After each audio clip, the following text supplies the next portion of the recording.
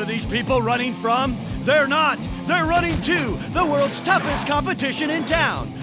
In the deep and dark history of ports and alternate versions for video games, one of the most unique has to be the Japanese arcade port for Half-Life 2, called Half-Life 2 Survivor. Never being released outside of Japan, it was a heavily condensed version of the base game, with an odd control scheme where you used a couple of joysticks to move and shoot, and then 2 pedals, one for jumping and the other for crouching. Aside from recreating the story mode, it also came with a couple of multiplayer modes, a pretty atypical deathmatch styled mode with multiple classes to choose from, and even a leveling and upgrade system. Female. And then a simpler co-op based objective mode. Mission is completed. And it's an odd relic that almost seems like it doesn't exist. Kinda like watching Jesse Pinkman playing Rage with a light gun controller in Breaking Bad. But nah man, this is an actual thing, and thanks to some very clever people on the internet, you can play through it from start to finish on the PC with a more traditional mouse and keyboard control scheme. Come closer! And about all it's missing is commentary from Guy Ledouche, Kenny Blankenship, and Captain Tennille. Let's go! One of the first things you'll probably notice is that it's not quite as crisp looking as the PC version, mainly because it's running at a lower resolution. 1360 by 768, but still looks pretty close to the original game otherwise. It's a lot better than Half-Life 2's Xbox port, let's just put it that way. Next to impossible. And look, if you're going to seek this thing out and play it, I recommend doing it with the best possible peripherals, which is something that my sponsor SteelSeries can deliver. Yes, Sonny Jims, SteelSeries make the best keyboards, mouses, mouse pads, and headsets. And whether you're playing Call of Duty Warzone or an obscure Japanese arcade port of an old first-person shooter, you're gonna want to have the best gear possible. So if you're thinking it's time for an upgrade, head over to their website and use the code GMAN at checkout to get 12% off your next order. This is where I get off. The story mode begins with that iconic opening monologue with the G-Man addressing Gordon. It's just that all of the background imagery is now changed around to show events which happened throughout Half-Life 2, as opposed to showing events from the first game, which doesn't really make much sense. I mean, this whole sequence was supposed to serve as a bit of a recap of the events at Black Mesa.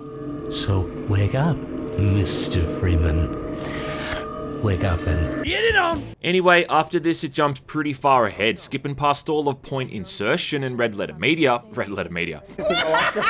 Anyway, after this it jumps pretty far ahead, skipping past all of point insertion and red letter day right into root canal, where it then thrusts upon the player probably the most tutorials I think I've seen in any video game. Honestly, it's like you watch one of these short videos explaining a very basic and simple mechanic, only to then walk a few feet and have to watch another one.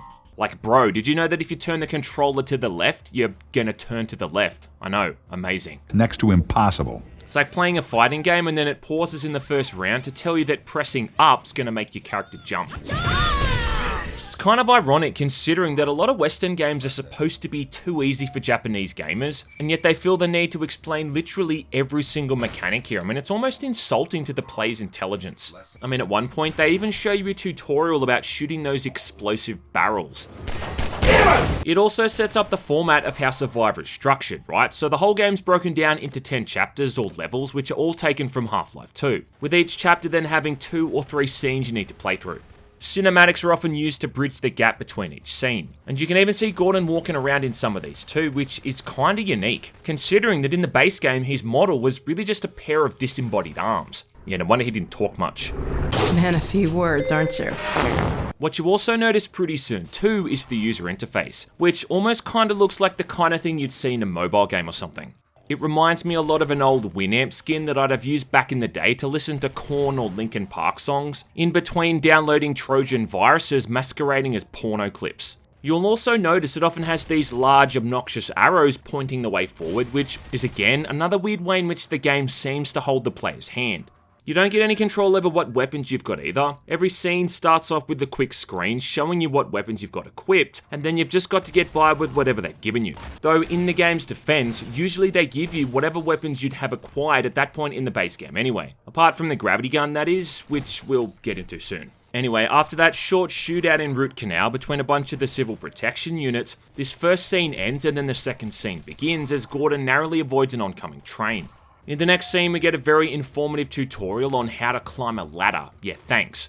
Then after that, it's a boss fight of sorts against a Combine APC, which can be defeated with the highly technical strategy of shooting at it until it explodes. But then that's it for the first chapter, and at this point you're then presented with a teaser screen showing off the next episode before the machine then asks you for more money. Yet, you see, that's the thing here, right? Each level in this game requires its own separate credit. It's not like most arcade games where you can keep playing until you're killed. In this, if you finish a level, you've then got to cough up more dollary dues to keep going. Continue. And again, like, imagine playing a fighting game and each time you beat an opponent, you've then got to put in another credit. I mean, it's insane. Though you do at least get a pretty awesome game over screen, showing Gordon's crowbar stuck in the ground. It kinda reminds me of the game over screen in the first Tenchu game. If you've ever wanted to see a perfect example of when East meets West with game design, well then, this is it right here. Continue. The second chapter then jumps ahead to Water Hazard, taking place as you first get the airboat, but not before we have to sit through another tutorial. Yeah, because heaven forbid, I wouldn't know how to drive this thing. What's kinda cool about this version though is that it begins with the airboat already having that pulse cannon, but then you'll notice pretty quickly just how slowly this thing moves, which I'm mainly guessing's been done to make it easier to aim with that clunkiness of the arcade controller. This chapter follows pretty closely to Water Hazard, but a fair bit of content has been cut out, and you can't hop out of the airboat either to explore all of those little distractions along the way either. That physics puzzle at the start with that ramp you've got to raise is gone too, which is probably for the best though, because that thing was really just a bit of a massive speed bump, along with kind of being another needless physics-based puzzle. And then the boss fight for this chapter is the Hunter Chopper, which again requires that advanced strategy of just kind of shooting at it until it explodes. After this, it again jumps a fair ways forward, skipping over all of Black Mesa East right up to Ravenholm, which is again pretty similar to the base game, just with one big omission. Yeah, the gravity gun. Where is it? Unlike the base game, you still don't have it yet. So you've just got to shoot all of these headcrab zombies with your weapons or use the barrels to blow them up. I mean, how boring. This is a heavily condensed version of Ravenholm 2, and it ends pretty much at the point where you meet Father Gregory. Come closer. It then skips over the rest of Ravenholm right up until the bit when you're both at the graveyard, and from this point it's pretty much just a simple run to the finish line.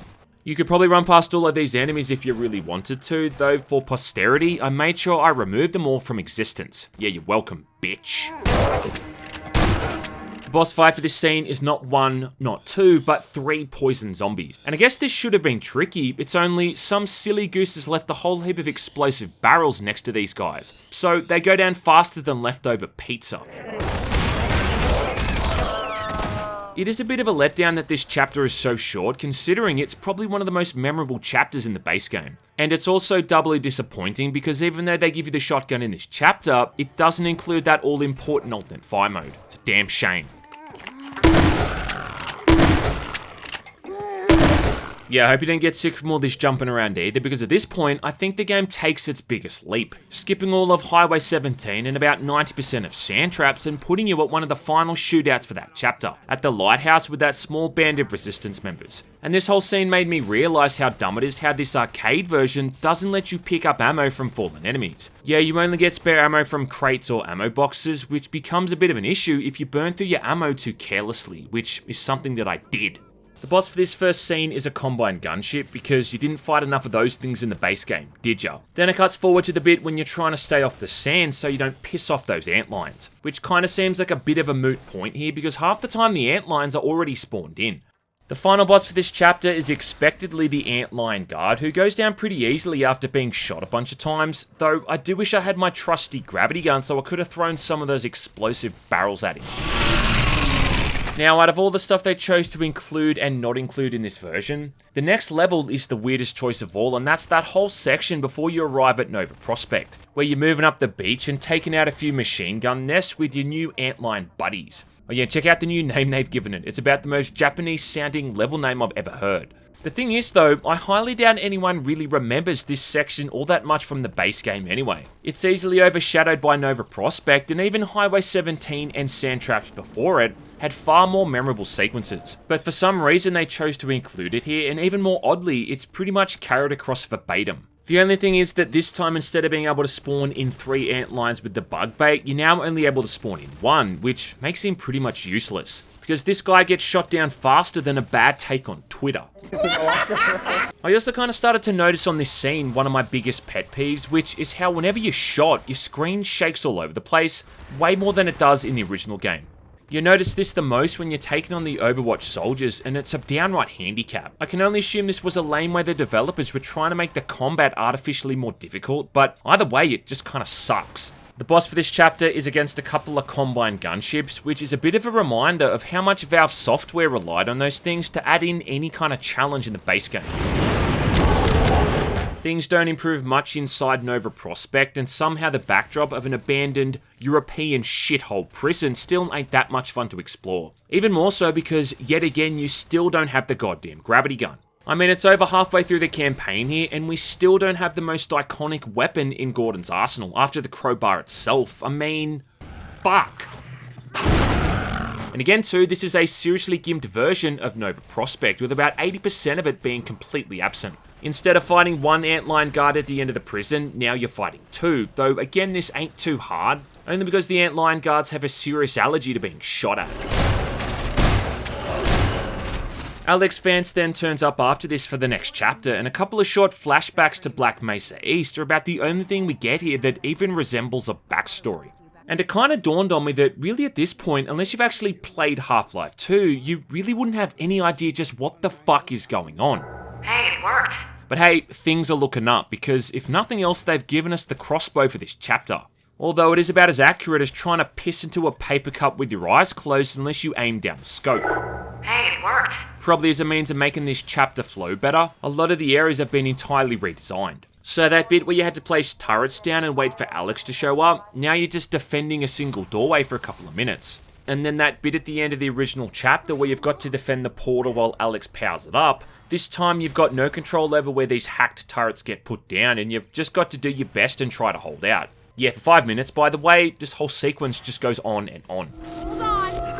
From this point on, it dives pretty deep into Anti-Citizen 1, but the most important point is that they've actually given us the gravity gun. Only, it is kind of a too little too late deal at this point. Also, there's barely anything you can actually interact with and pick up, so it does kind of feel like a huge waste. Final section in this chapter is that equally dogshit sequence from the base game, where you've got to hunker down in this small area as Combine soldiers attack you from 3 different vantage points, with allies who are about as useful as spunk-flavoured mouthwash. And so little ammo that I pretty much just had to hide behind cover for the last couple of minutes and just wait for the clock to run down. But that all pales in comparison to what comes next. Yeah, the level after this is the climax to follow Freeman, where you and Barney are breaking into the Overwatch Nexus, and that's fine. I mean, that part of the original game was pretty fun. It's just that this time they throw about a bazillion enemies at you. And remember before how I said how the screen shakes all over the place when you hit? Well, now you're going to see that in full force. But then on top of that, you've also got to watch out for old mate Barney, who goes down like a bag of shit if he's shot too much, and I can only imagine how annoying that'd be in the arcade, spending money on this thing and then losing because of something that's mostly out of your control. Operation failed. The boss fight for this penultimate level is against a bunch of Striders outside the Nexus, which becomes trickier because you're again blocked a lot of the time by the Resistance members, also along with the corpses of the Striders, which often block the way forward like these giant organic bollards. But we've made it to the final level in the Citadel. And if you've gotten this far in a single sitting in the arcade, well, I'd imagine that everyone around you waiting for their turn to play would pretty much hate you by this point. Operation failed. As expected too, a lot of the content in this final chapter is pretty much just glossed over. There's no meeting with Breen, Eli, or Judith, and it just kind of kicks off with the bit where you've got that amped up gravity gun and have to stop Breen from escaping in the portal. The second scene in this level has a needlessly hard fight against a Strider. Needlessly hard due to how much the screen f***ing flies around when you're hit by gunfire. No, seriously, take your mouse and then whack it across the table. That's what it feels like at times. Caution of health. Player 9. Holy shit! Then you've got that final scene where Breen tries to make his escape, and Gordon has the brilliant idea of trying to stop him by destroying that highly volatile and unpredictable dark energy reactor. Now look, I'm no physics expert and I don't have the education that Gordon has, but I don't think that shooting highly explosive energy balls at something called a dark energy reactor is such a good idea. I mean, that's like trying to extinguish a fire by throwing a bucket of kerosene on it. Look at what you are throwing away. Anyway, we all know what happens next. The whole thing ends with the G-Men coming out of nowhere and pulling Alex and Gordon out before the credits roll. This is where I get off. Showing off a montage of all the levels you've beaten, along with crediting those Japanese devs who worked on this thing. Overall, the whole thing's really just a severely watered down version of Half-Life 2, which honestly makes sense. Considering otherwise, it would have been an 8 to 10 hour long arcade game, which wouldn't have been very good for productivity, would it? I think the novelty of this version does make it pretty interesting, but it really does work off the notion that you're more than familiar with the base game, because there's really not much in the way of storytelling or exposition here. What I think is most interesting though are the other modes, mainly that battle mode. Battle mode. They went ahead and came up with all of these new character designs that tried to somewhat fit in with Half-Life 2's aesthetic. Along with a whole class system here and everything. I mean, you've got different classes having different abilities and loadouts to assist their team, even including new gear that you could unlock as you leveled up. And can we just take a moment to appreciate how these guys have also designed female versions for all of these classes, which honestly look pretty damn cool. Fuck! It even includes the female Combine Assassins, and let me tell you, you can't spell assassin without ass. The only problem is the UI for this mode is downright awful, and the screen shake from taking damage almost gives me motion sickness. But hey, if you thought the screen shake was bad when you got hit, well, wait to see what it looks like when you're firing the minigun. Even kind of weirder too is how when you're killed, it doesn't refill your ammo. You have to go back to these ammo stations around the map and refill manually each time. There's no way to play this thing online, obviously, so you're limited here to playing against bots, and as far as I can tell, there's only one map to play through in this version, which gets old pretty quickly. The final mode that I haven't talked about yet is the mission mode, where you've got to choose from one of 3 missions to play. I mean, ideally I guess with a mate, to complete these pretty basic objectives. Like this one in the Nova Prospect Showers, where you've got to kill a bunch of antlions and then collect a bunch of diamonds to end the level. Mission is completed. Or this one where you've got to blow up a heap of headcrab zombie houses and then collect a bunch of diamonds to end the level. Yeah, that's literally the objective. Mission is completed. And just think that at some point in time, someone, somewhere in a Japanese arcade has paid money to do this. Let's just say you're not going to be spending much time with these modes. It kind of feels like some weird unfinished mod that someone would make for Gary's mod or something. Half-Life 2 Survivor is an odd spin-off to one of the best first-person shooters ever made. And was it not for this small group of people on the internet making this thing playable again, it probably would have been completely forgotten about, like my boy Adrian Shepard. It's obviously not the ideal way to play it, but considering Valve will do pretty much anything it seems at this point but make an actual new game in the series, for the couple of hours it lasts, it does do a good job of making you forget that fact. Now, if only Japan could make an arcade version of Highway 17 that controls like an initial D game, and we'll be all set. Game over.